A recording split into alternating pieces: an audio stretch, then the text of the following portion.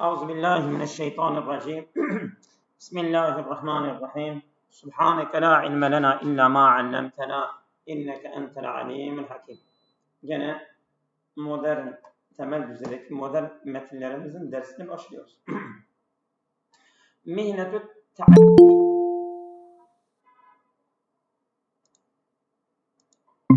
Bu eğitim mesleği. Öğretim, eğitim mesleği. Mihnetü ta'lim min enbelil miheni fil alemi. Dünyada en şerefli, en değerli mesleklerden bu eğitim, öğretim mesleği. Evet. Sayfa 5. Biz ikinci PDF'ye geçtik. Sayfa 5'te mihnetü ta'limi. Oraya gelmişiz. Açmışsanız başlayalım.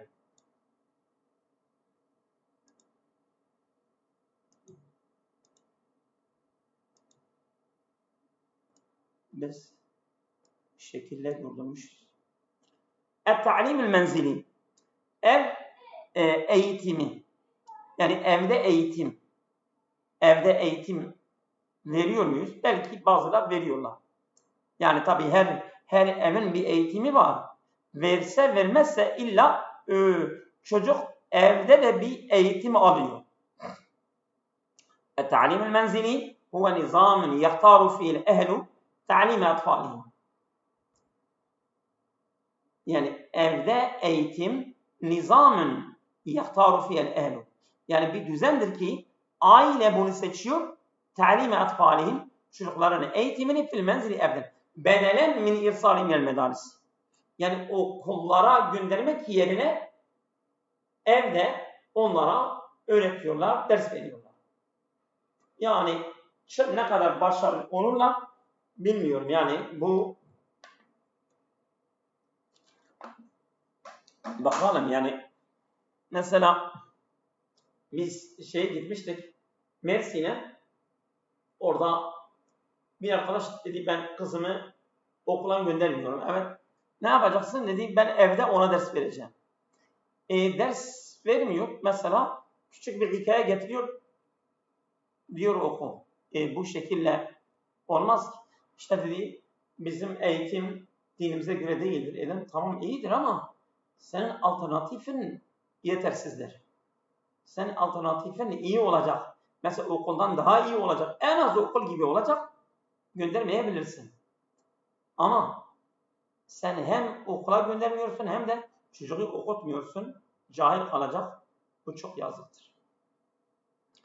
Evet. Yada'ul ehlu bernamecen khasen ya'temidu ala mustava tıfli ve ihtimamatihi. Aile bırakıyor bir program khasen özel olarak ya'temidu ala mustava tıfli ve ihtimamatihi. Öğrencinin, çocuğun seviyesine ve önemine dayanarak bir program hazırlıyorlar. Bu olabilir.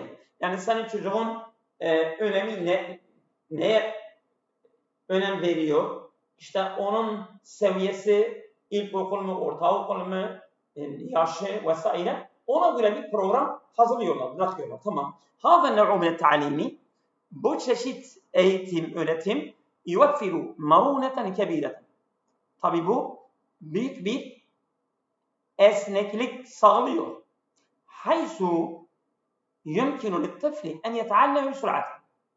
Elleti tunasibu. Ona münasip olan hızlı bir öğretim öğrenebilir öğrenci. Mesela bir senede 2 seneyi atlatabilir. Eğer mesela program ona uygunsa yani okul gibi değildir. Daha hızlı bir şekilde gidebilir. Ve fi cevvin hâdi'in ve merîhin. Ve sakin bir ortam ve rahat ve sakin bir ortamda, havada bunu yapabilir. Lakin et-ta'limul menzili yani bu ev eğitimi, öğretimi yetallabu iltizamen minel valideyn. Bu ana babaya bağlı istenmektedir. Onlara bağlı olacak yani. Evet. Ve tahdiren ceyyiden lil mevaddi. Ve maddeleri iyi, kaliteli bir şekilde hazırlanmak lazım.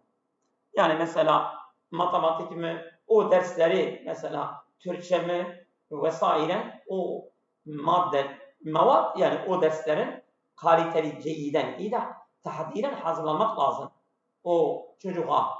Yani mesela bu kaliteli lise veyahut ortaokullar da kaliteli müfredat hazırlıyorlar. İşte burada da kaliteli bir müfredatın hazırlanması gerekir.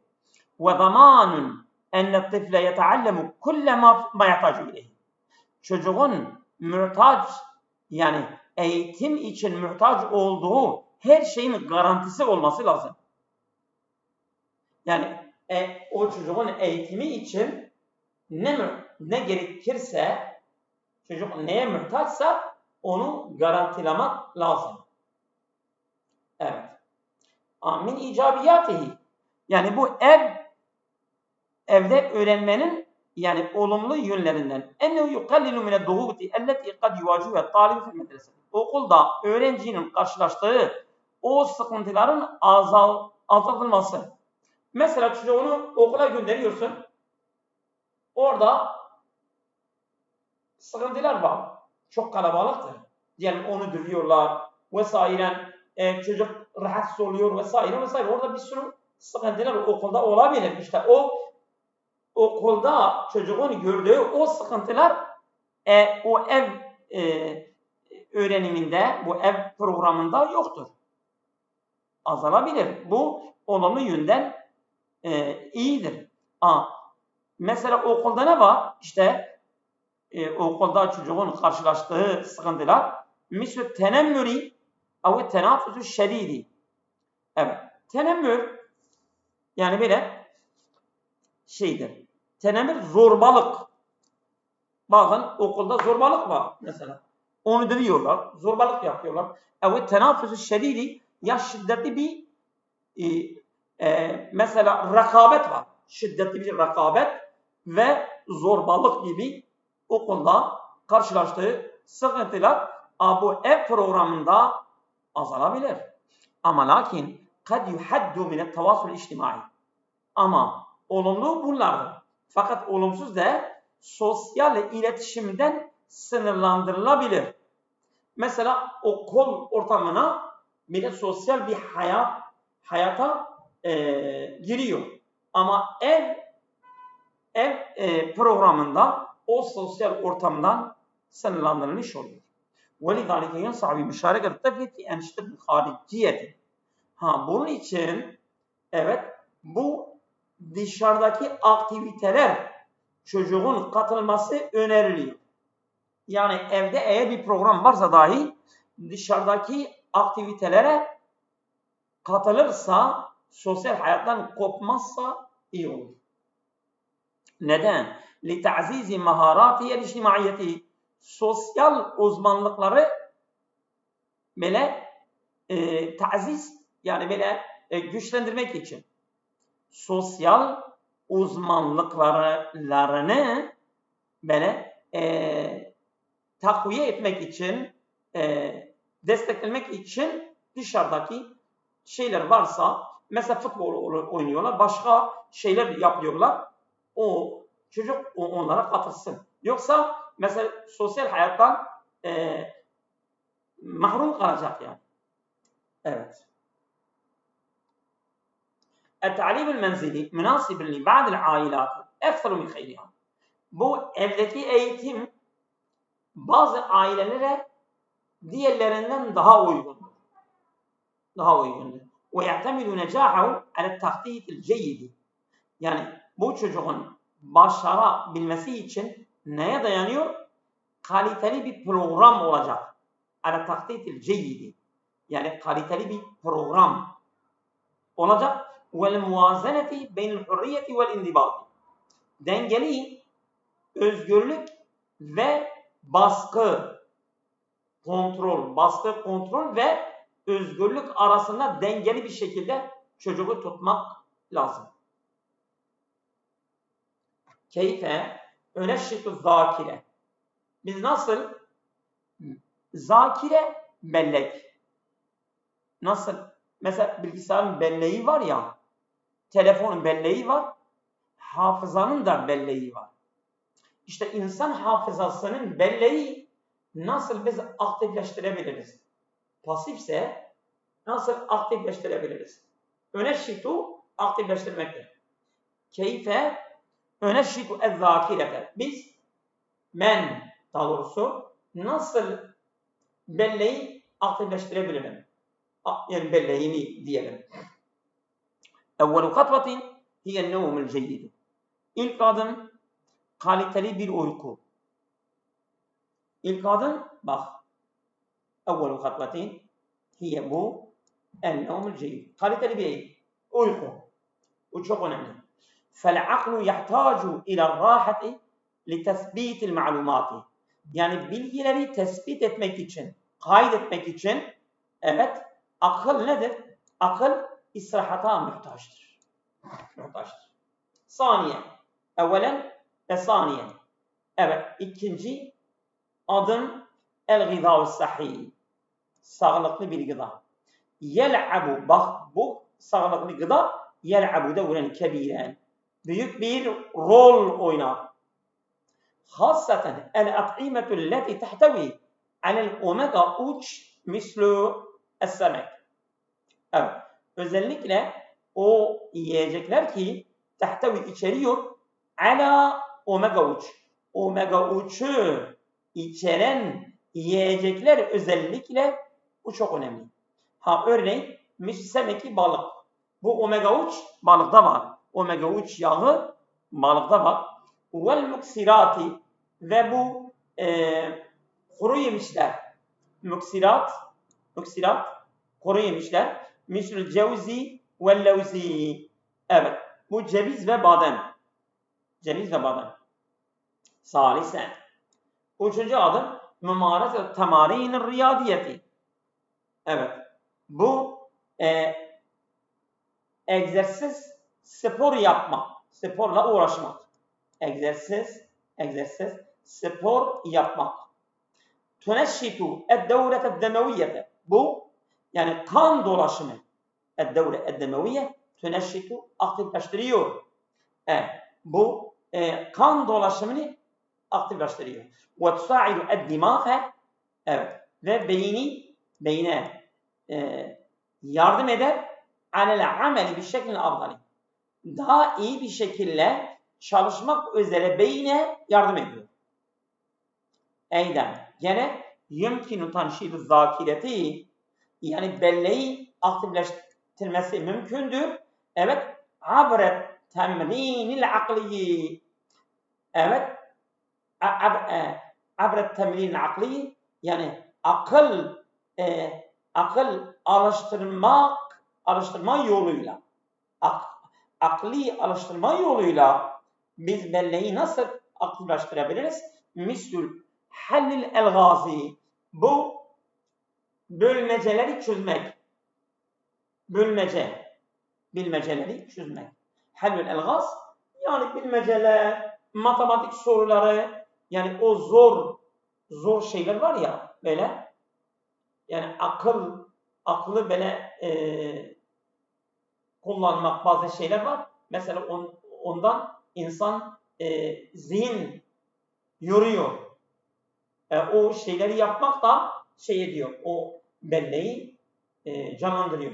Bazen ben diyordum mesela, bu alimler niye bu kadar zor kitaplar yapmışlardı?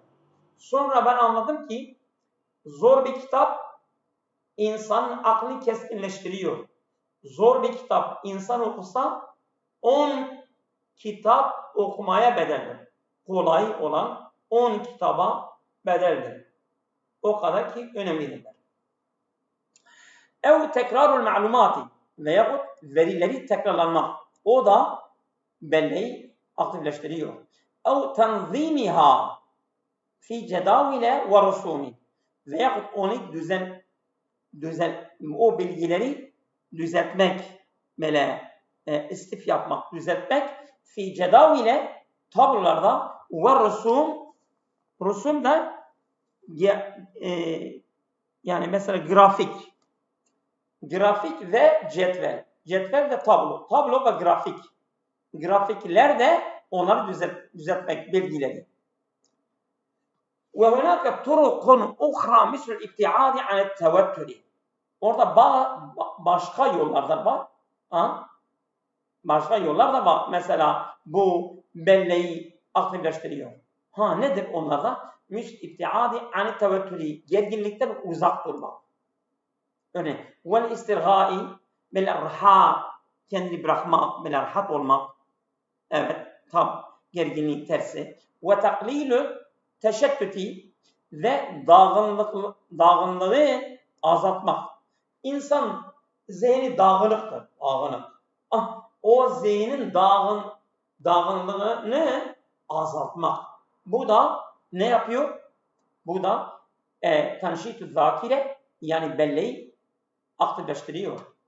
Ve kulluha tusaidu ala terkizin afdalin ve tedekkurin asra. Ve kullu hep tusaidu, yardım eder, ala terkizin afdalin. Daha kaliteli bir odaklanma. Mesela işe odaklanma kaliteli yapıyor. Ve tedekkurin asra. Ve hızlı bir hatırlatma, hızlı bir canlandırma, o bellek canlanıyor ya. Bunlar hepsi ona yardım ederler. Ma huve et-teemmülü? Yani düşünmek nedir? Düşünmek nedir? Bakalım. Et-teemmülü huve temrinun zihniyyun yusa'idul insane. Devam edelim mi? Vaktiniz var değil mi? Bunu da okuyalım mı? Ma huve et-teemmülü? Düşünmek nedir? Huve temrinun zihniyyun yusa'idul insane ala şuuri bir rahati vel hudû. Bu bir alıştırmadır. Zihni bir alıştırmadır. İnsana yardım eder. El-şuuri bir rahati vel hudû. Sakin ve rahatlık hissi üzerine insanı yardım eder. Düşünmek odur yani. Teemmül, tefekkür odur. Evet. Yeclisu şahsu fi mekanin hadi. İnsan örneğin sakin bir yerde oturur. Yeclisu. Şahs. Yagmidu ayneyhi. Bu bazen diyorlar ya, müridler bu tasavvuf eli diyor, rabita çekiyorlar. İşte yagmidu ayneyhi. İnsan gözlerini kapatıyor. Ve yurekkizu ala teneffüsihi ev ala fikretin vahide. Ve odaklıyor insan ala teneffüsihi, yani nefes almasına odaklanıyor. Ev ala fikretin vahide. Ya tek bir fikir üzerine insan böyle odaklanıyor. Ve yuhavilu en yetrüke kullel efkaril ukhra. Ve tüm diğer fikirleri bırakması üzerine çabalıyor. Mesela bazı insanlar, sen onunla konuşurken sen fark ediyorsun, hem seni dinliyor hem de aklı başka bir yerde. Ya bak, biz konuşuyoruz, senin aklın başka bir yerdedir. İşte o da dağınıklıktır, yani odaklanmamaktır. İşte insan teemmül budur. Yani tek bir fikre odaklanmak ve aklını başka yerlerden kesmektir, atmaktır. Yusaidu teemmülü fi taklidi tevettürü vel kalaki. Tefekkür, teemmül yardım eder fi taklidi tevettürü vel kalaki. Gerginlik ve endişenin azaltmasında yardımcı olur. Yani insan endişesi ve insanın gerginliği azalır. Yani düşünmek buna yardımcı eder. Ve yazidü terkize, ve odaklanmayı artırır. Ve intibaya, uyanıklık ve odaklanmayı artırır. Kesirü minen nas yumaresûne teemmüle yevmiye. İnsanların çoğu günlük olarak düşünmeyi böyle uğraşıyorlar. Uğraşıyorlar. Yani düşünmekle uğraşıyorlar. Düşünüyorlar yani. Evet, günlük olarak. لِعِدَّةِ دَقَائِقًا fakat sadece birkaç dakika böyle düşünüyorlar. Yani aklını tüm şeylerden kesip tek örneğin ölümü düşünüyorlar. Ben düşündüm ki mesela geçenlerde çocuklar bu bizim büyük camiye gelmişlerdi. Onlara göstermişler dedi işte bir düşünün birkaç saniye gözünüzü kapatın siz öldünüz yahut anne babanız öldü nasıl bir duygudur? Yani bir düşün onlar o şekilde yani bir insan birkaç dakika düşünebilir, tefekkür edebilir. Lakinne yu'ti netaicen mümtazı. Bu onlara seçkin sonuçlar verebilir. Leyse mine daruriye en tekune habilen. Yani illa sen uzman olacaksın, mecburen değildir.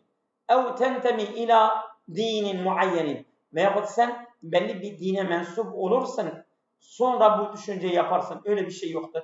Li mumarız teemmülü. Yani teemmülle uğraşmak illa bir uzman olacaksın, bir dine mensup olacaksın, bir tarikata, o yok, gerek yok.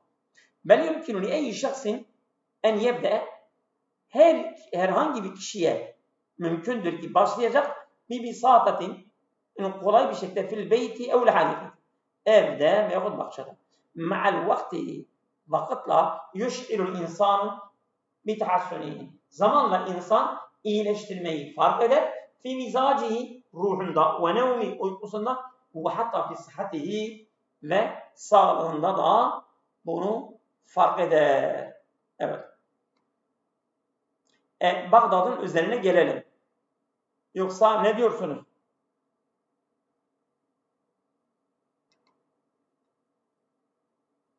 Esbab-ı ittigazi kararatin hatiyetin. Hatalı kararları alma nedenleri nedir? Kullu insanın yuvacihu mevakifen tehtacu ile ittigazi kararat. Her insan karşılaşıyor bazı tutumlar, davranışlarda ki bu davranış, bu durum tehtacu ile ittigazi kararat. Bazı kararların almasına muhtaçtır. Örneğin velakin ehyanen tekunu hazır kararat hatiye. Fakat bazen bu aldığımız kararlar hatalı olabilir. Minel esbab-ı şaiati yaygın nedenler nedir? Etesavvur. Acele etmek. Bir karar alıyoruz ama acele ediyoruz. Ve adem tefkiril kafi. Yeterince kafi bir düşünmek olmaksızın acele edersek hatalı olur tabii ya. Evet. Evvel i'timadi alel atifeti bedelen minel akli. Yani akıl yerine duyguya yani duygulu davrandığımız için. Duygulu bir karar. Ön yargılı hareket ederek akıllıca hareket etmeyerek bu hatalı olur. Eyden el-duhutun nefsiye ev teessür bil-ahirin yani psikolojik baskı aynı zaman veyahut başkalardan etkilenme tec'alü şahsu yettegizu kararan la tunasibu. İnsanı kılar ki ona uygun olmayan kararlar alıyor. Hünake men la yemliku ma'lumatın kafiyet. Orada bazı insanlar yeterince bilgilere sahip olmadan feytekizu kararın daifen zayıf bir karar alıyor. Yani bir mesele hakkında yeterince bilgi sahibi olmadan karar alıyorsun. O zaman sen zayıf bir karar aldın. Çünkü sen o işin hakkında yeterince bilgi sahibi değil. Kezalik es-sıkka ez-zaidetu min nefsi. Biz çok kendimize de güvenirsek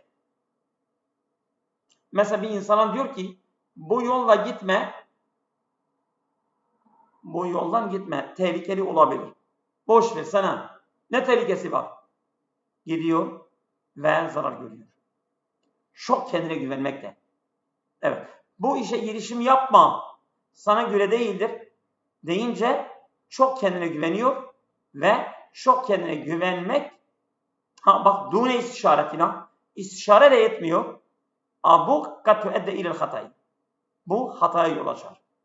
لِلْتَقْلِيلِ مِنْ هَذِي الْاَخْطَاءِ Bu hataları azaltmak için ne gerekir? مِنَ الْاَفْضَلِ اَتَّمَهُّلُ En iyisi acele etmemek. وَالْاِسْشَارَةُ istişare etmek. وَدِرَاسَةُ الْخِيَارَاتِ Seçenekleri incelemek. بِعَقْلٍ هَادِئٍ Sakin bir akılla. وَعَدَمُ اِتِّغَازِ قَرَارَاتِ مُهِمَّةٍ فِي لَحَظَاتِ الْغَدَبِ وَالتَّوَتُّرِ Gerginlik ve kızgınlık anlarında önemli kararların almaması. Hatta mesela şer'i meselelerde hakimin karar alacağı kızgın olmaması, aç olmaması. Hatta abdesti rahat bir ruhla o kararı verecek yani. Rahat bir durumda değilse hem bedeni hem ruhi rahat bir durumda değilse karar vermemesi gerekir. Bizim de öyle olmamız gerekir. Evet. Yeter. Hayırlı akşamlar. Allah'a emanet olun. Bu gece yeter.